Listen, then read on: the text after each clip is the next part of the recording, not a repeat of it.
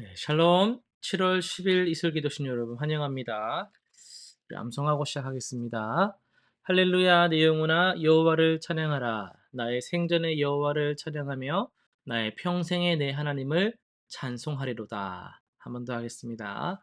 할렐루야 내 영혼아 여호와를 찬양하라. 나의 생전의 여호와를 찬양하며 나의 평생의 내 하나님을 찬송하리로다. 시편 146편 1에서 2절 말씀. 아멘. 네, 오늘 우리가 살펴볼 말씀은 여호수아 12, 13장, 시편 145편, 예레미야 6장, 그리고 마태복음 20장입니다. 네 부분을 업적이라는 관점에서 함께 살펴보도록 하겠습니다.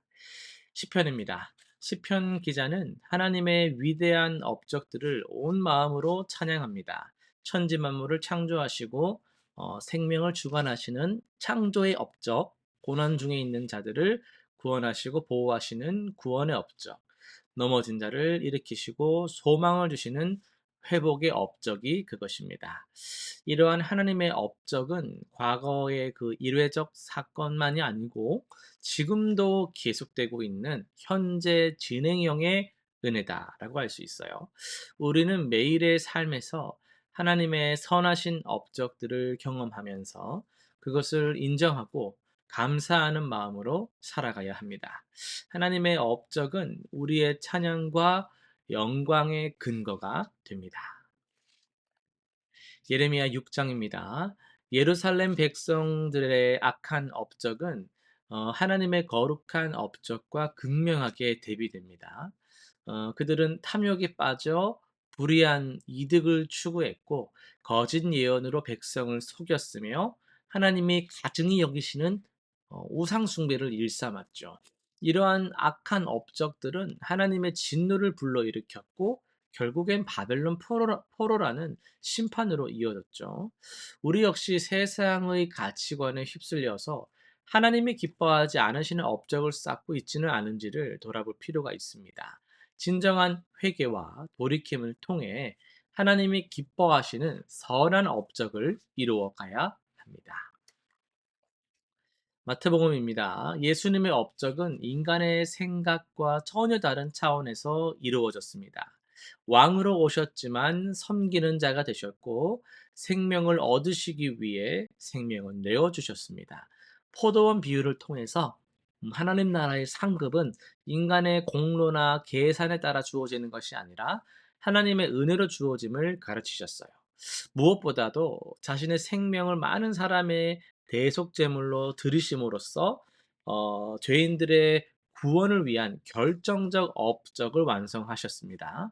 이 업적은 우리의 구원의 유일한 근거이며 우리가 하나님의 자녀로 살아갈 수 있는 확실한 보장이기도 합니다.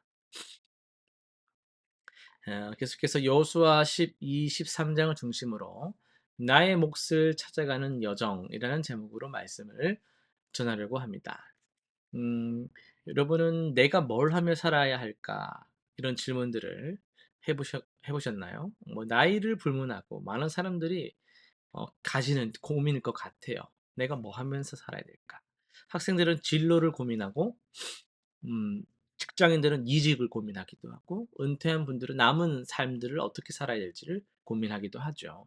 심지어 신앙생활을 오래 한 분들도 "하나님이 나에게 원하시는 게 정확히 무엇인지를 모르겠다." 이런 말씀을 하시곤 합니다. 오늘 여호수아 12장 13장을 읽어 보면요. 우리에게 이런 우리가 가지는 고민에 깊은 통찰을 줍니다. 이스라엘 백성들이 약속의 땅을 정복하고 각 지파에게 기업을 분배하는 장면이 나오죠.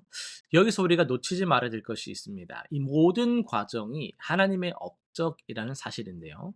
12장을 보면은 이스라엘이 정복한 31명의 왕들이 쭉쭉쭉 나열되어 있습니다. 헤브론 왕, 여리고 왕, 예루살렘 왕 막 이름들을 읽다 보면은 마치 고대 근동의 역사책을 보는 것 같아요.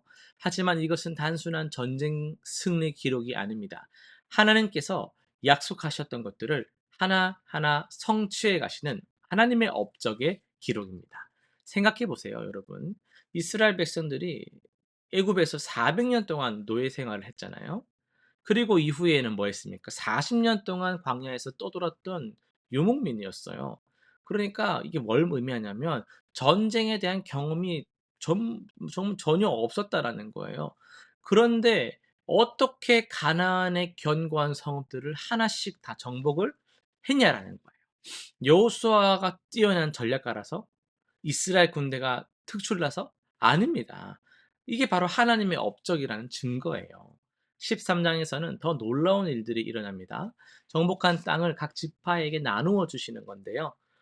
음 이 분배가 이게 아무렇게나 막 일어난 것이 아니에요. 이루어진 게 아니에요. 하나님께서 친히 제비를 통해서 각 지파의 기업을 정해 주셨어요. 어떤 지파는 기름진 평야를 받았고 어떤 지파는 산간 지역을 받았어요. 어떤 지파는 넓은 땅을 받았는데 어떤 지파는 작은 땅을 받았습니다.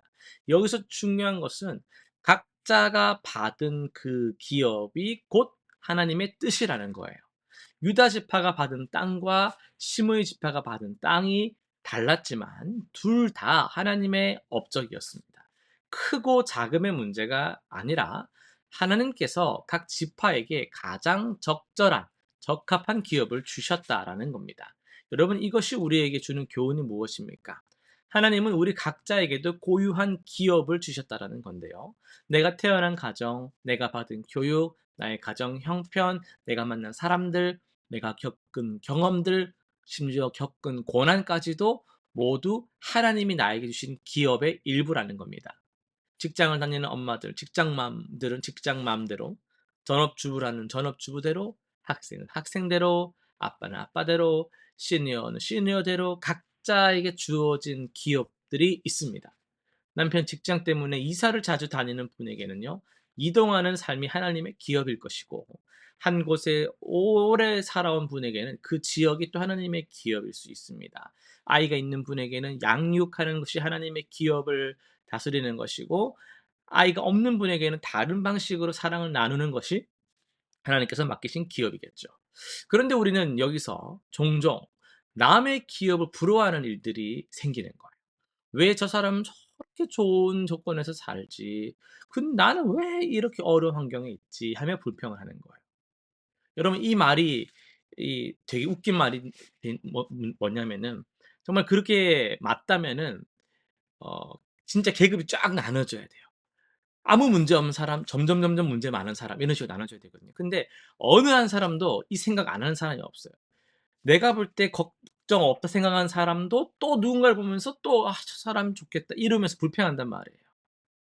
이게 악순환입니다, 악순환. 비교식, 내 기업을 모른 채로 다른 사람들을 시기하는 것들. 이게 악순환이거든요. 근데 이 오늘 말씀을 통해서 뭘 기억하는 거예요? 하나님은 각자에게 가장 적합한 기업을 주셨다라는 거예요. 그 하나님을 신뢰하고 그 기업을 받아들이는 것이죠. 그 기업을 통해서 하나님의 영광을 드러내기를 다른 사람들에게 복이 되도록 하나님께서 하신 거예요. 이스라엘 백성들이 기업을 받은 후 해야 할 일은 그 땅을 개간하고 경작하는 것이었어요. 마찬가지로 우리도 하나님이 주신 기업을 잘 가꾸어야 합니다.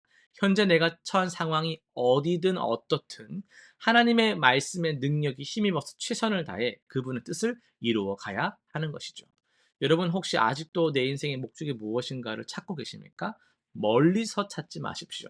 바로 지금 여러분이 계시는 그곳이 하나님이 주신 기업입니다. 그 기업을 통해 하나님의 업적을 이루어가는 것이 여러분의 사명인 줄로 믿습니다. 다른 사람과 비교할 필요 없습니다. 하나님은 여러분에게 가장 적합한 기업을 지금 허락하셨다라는 것을 믿으시길 바라요. 그것을 인정하고 감사하며 충실히 가꾸어 나가는 성도 여러분 되시기를 간절히 소원합니다. 실천사항 세 가지 정리해 볼게요. 첫 번째는요, 현재 내가 처한 상황과 환경들을 하나님이 주신 기업으로 인정하고 불평보다는 감사의 마음으로 받아들이는 은혜를 구하며 나아갑시다. 두 번째, 남과 비교하여서 부러워하거나 시기하거나 자괴감에 빠지지 말고 하나님이 나에게 주신 고유한 사명에 집중하면 좋겠습니다. 세 번째는요, 내게 주어진 기업을 잘 가꾸기 위해서 어떻게 실천할지를 좀 계획을 세워보면서 하나님의 영광을 내가 어떻게 드러낼까를 고민하는 삶을 시작해 보시기를 바랍니다. 기도하고 마치겠습니다. 하나님 아버지, 저마다 다른 기업을 주셨지만 모두 주님의 사랑과 지혜를 주신 것임을 우리가 믿습니다. 남과 비교하지 않고 내게 주신 기업을 충실히 가꾸어 나가는 삶을 살게 하여 주옵소서. 주님의 업적이 나의 삶을 통해 참 세상에 드러나게 하여 주옵소서. 예수님의 이름으로 기도드립니다. 아멘.